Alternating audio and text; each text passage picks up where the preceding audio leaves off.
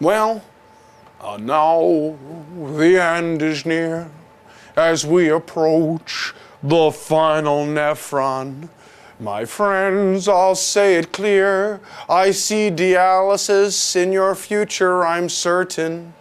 I bet an AV graft would be put in mighty fast now. Well, end-stage renal disease, what does that mean? And now the end is near. It means that your uremia has progressed to the point where you can't live without dialysis. The bottom line of end-stage renal disease comes down to this. Name me something that will kill you, that you get in uremia, that you can't correct another way. If it will kill you and you can't correct it another way, it's an indication for dialysis. Peritoneal dialysis and hemodialysis are equal in their efficacy, but not equal in their complications. Think ready? Let me say it again. Let's rewind. What will kill you in uremia, but can't be corrected another way? I don't have to dialyze for anemia. I can give you erythropoietin. I don't have to dialyze for low calcium. I can give you calcium and vitamin D. I don't have to dialyze for someone who has a high phosphate. I can give you phosphate binders. But I have no way of fixing pericarditis or encephalopathy. I have no way of fixing hyperkalemia on a chronic basis or acidosis. If you suddenly develop acidosis, hyperkalemia, pericarditis, I gotta dialyze you because they can kill you. Let's look at the first thing. Well, diabetes and hypertension. Name me the vascular disease and I will name you diabetes and hypertension. Most common cause of stroke, carotid, coronary, congestive failure, peripheral arterial disease, same everything. Diabetes and hypertension are disasters.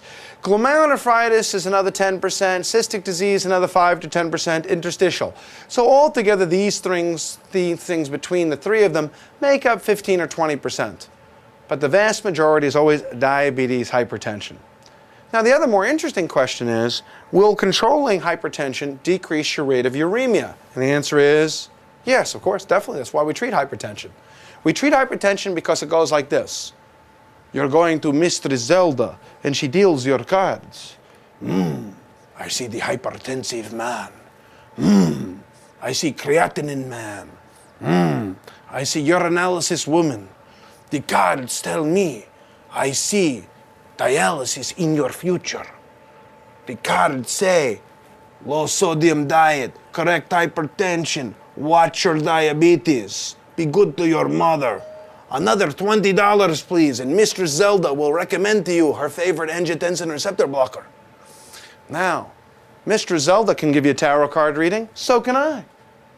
And that is to say this, if you fix the hypertension, you're going to have a less risk of kidney disease. If you fix the diabetes, you're going to have less rate of kidney disease. It's very straightforward. What are we doing this for? What are we doing it for? That's what we're doing it for. Now, you see these things about dialysis? Fluid overload. Why can't they just give you a diuretic? Because if I could give you a diuretic, you wouldn't have gotten into fluid overload to begin with. You would have just urinated out your own fluid. See this acidosis stuff? Well, did you know that your body makes 1 milliequivalent per day, per kilogram of organic acid every day? And if you can't excrete it from your kidney, if you can't turn your ammonia to ammonium, if you can't take your phosphate and make it phosphoric acid there, this is how you buffer off that acid in your bloodstream. You excrete it in your kidney and it buffers off with ammonium and phosphoric acid. Those are natural titratable and non-titratable buffers. Ammonia is made in the proximal tubule. Phosphate is derived usually from meat in the diet. It still comes in diet in some people who are vegetarians, but that's how you buffer off the acid. That's how you buffer off the acid. Okay, it's how you buffer off the acid. You might say, well, why don't we have that sort of buffers inside the GI tract? And the answer is it's not as much of a problem in the GI tract because in the urine, I mean, wouldn't you want that free hydrogen ion buffered off? I would want that free hydrogen ion buffered off. Other than that, it ends up like you're pissing off hot acid. So I would like that free hydrogen ion buffered off. Pericarditis. How do you die of pericarditis? Not me, you.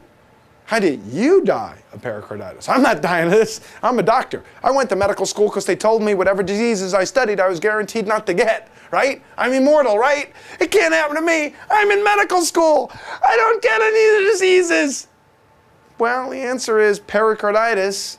You die of arrhythmias and tamponade. Arrhythmias and tamponade. Arrhythmias and tamponade. You might say encephalopathy. That doesn't kill you. Well, come on now. How can you're going to fall off a subway platter? You're going to leave your house with the stove turned on. You're going to drive a car and forget where you are. These people with encephalopathy, this is not just a little memory problem. You ready? Encephalopathy means this. Yeah, you got to fix that. You got to fix that. There's no way to correct it. There's no lactulose for the kidneys. There's no neomycin like there is for cirrhosis. If this was a cirrhotic, you'd give lactulose and neomycin. There's no lactulose and neomycin for the kidney. You got to give them dialysis, or I should say take from them dialysis. Hyperkalemia. Well, you might say, well, why not just give Kxalate? Kxalate is a potassium binding resin you could put into the diet. It takes it out the poo-poo.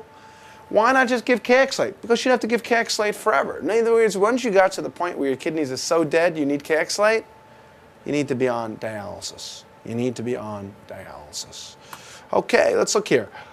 This thing about whether it's hemo or peritoneal dialysis is an American custom, and since this is USMLE, if you were in the United Kingdom, you'd be doing a lot more peritoneal dialysis. Here we do hemodialysis. That's just the way it is. Local tribal customs. Local tribal customs. Now, because peritoneal dialysis involves a tube, a tank-off catheter, going into your peritoneum and it's winding around your back, that is a portal to the outside world, and you definitely get peritonitis with Staph aureus. So if they give you like this, 58-year-old man maintained on peritoneal dialysis comes in with abdominal pain and a fever, you will answer, put antibiotics straight into the peritoneal dialysis catheter tube, straight into the tube, right in the belly.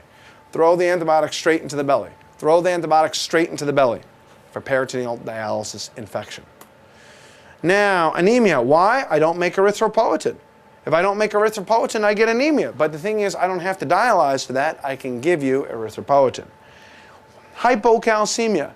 The liver makes 25-hydroxy vitamin D. The kidney makes the 125 dihydroxy vitamin D. If you don't have 125 dihydroxy D, the gut never absorbs the calcium. If the gut does not absorb the calcium, you get a low calcium, decreased GI absorption. You get a low serum calcium. The low calcium goes to your parathyroid, causes hyperparathyroidism. The hyperparathyroidism goes to your bones and melts your bones. Because remember, 99% of the calcium in the body is stored inside the bones. The hyperparathyroidism tries to take the calcium out of the bones, never comes to normal, but it also releases phosphate from those bones. Now you know why we have to give phosphate binders. Calcium carbonate containing phosphate binders, calcium acetate containing phosphate binders, sevelamer, which is a non-calcium. Sevelamer, for some of you, that's going to be a brand new word today. And sevelamer is a non-calcium containing phosphate binder. Sevelamer is a non-calcium containing phosphate binder. What about cinacalcet? You see that word cinacalcet? Cinacalcet. Cinacalcet goes to the parathyroids and tells the parathyroids to shut off parathyroid hormone. Cinacalcet looks to the parathyroids as if it's calcium. It is a calcimimetic agent meant to shut off parathyroid hormone secretion. That's cinacalcet. Why not use aluminum-based binders? What is the most common adverse effect of aluminum-based binders? I'm sorry, what did you say? What was the question? Hello? What were we talking about? Where were we? Aluminum-based phosphate binders cause memory loss, dementia, and blank stares. I'm sorry? What does aluminum do? I've got a metal can in my brain. Yeah, aluminum causes dementia. Bad. I'm not even sure you can get them anymore. Okay, but aluminum causes dementia. And it sucks the calcium out of the bones, making your bones weak and mushy. Now, these sort of spicules here, these echinocytes, spiculated cells, see the spikes around it? Those spiky cells? Those spiky cells happen in people who have end-stage renal disease. No big deal. No big deal. It just happens. Just a finding. That's a white cell in the center. So end-stage renal disease, you see, because the kidney excretes magnesium, if your kidney dies, your magnesium builds up.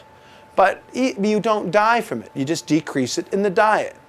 Hypertension. Now, here's the thing that people don't get. Did you know that the #1 reason people die on dialysis is that your coronary arteries, the atherosclerosis, you get the coronaries of a 75-year-old and a 45-year-old, it enormously accelerates atherosclerosis and it is by far the #1 cause of death. That's why the goal is less than 130/80. Now, that's a very good question for you. Remember, the blood pressure goal in a person who has both diabetes or renal insufficiency is a blood pressure goal that's lower than the general population. We want to make it low. Why? Here's a good question. Which of the following is the most common cause of death in end-stage renal disease? Hyperkalemia, acidosis, fluid overload, pericarditis, and the answer is myocardial infarction, coronary disease. What is the goal of blood pressure in a diabetic, hypertensive, or an end-stage renal, or renal failure hypertensive? 130/80. Why do you get infections with uremia? Because white cells won't degranulate. What's the point of having a white cell unless you're going to degranulate? What's the point of having a big checking account with a lot of money in it if you're not going to write a check? Well, platelets and white cells both work in the same way, in the sense that they all have granules in them. They all have granules. Now, white cells, they all have granules in them. They have granules. They have granules in them. And if you don't degranulate, then it's like you're not going to have the granules. It's like you don't have white cells. See, white cells have even more granules. In other words, they come near bacteria. Bacteria comes by. Bacteria comes by. What does the white cell do? It slimes you. It melts you. It's like alien blood. Melts right through the bacteria. The platelets have granules. They make the platelets stick to each other and to the endothelial surface. The white cells have granules like myeloperoxidase and alkaline phosphatase. Pretty, isn't it? White cell. Oh, God, that looks tasty. So the whole point is, white cell. Well, without the granules releasing, it's as if you don't have white cells. You get infections. Without the platelet granules releasing, it's as if you don't have platelets. Now, you see, there's no therapy that you can do to increase the amount of utility of those white cells. You just got to dialyze. The good news is that for the platelet dysfunction, if you give desmopressin, it causes a sudden increase in the rate of release of von Willebrand's factor and an increase in the rate of release of factor VIII coagulant, and you get stickier platelets. You can get stickier platelets. You get stickier platelets. What is the best initial therapy for uremia-induced platelet dysfunction? Desmopressin. The same as you would use it for von Willebrand's disease. Same idea. Desmopressin causes an endothelial cell release of von Willebrand factor and factor VIII, and they become more sticky. They become more sticky. Now is the end of end-stage renal disease. When do I go on dialysis? I have a life-threatening problem that I can't fix another way. Pericarditis, man, I'm going to get an arrhythmia and tamponade. Hyperkalemia, man, I'm going to get an arrhythmia. Well, I have encephalopathy. I can't go around being encephalopathic. They told me that in school. Don't be encephalopathic. Can't be encephalopathic. You'll die. Peritoneal and hemodialysis are equal in efficacy. Peritoneal dialysis has more peritonitis.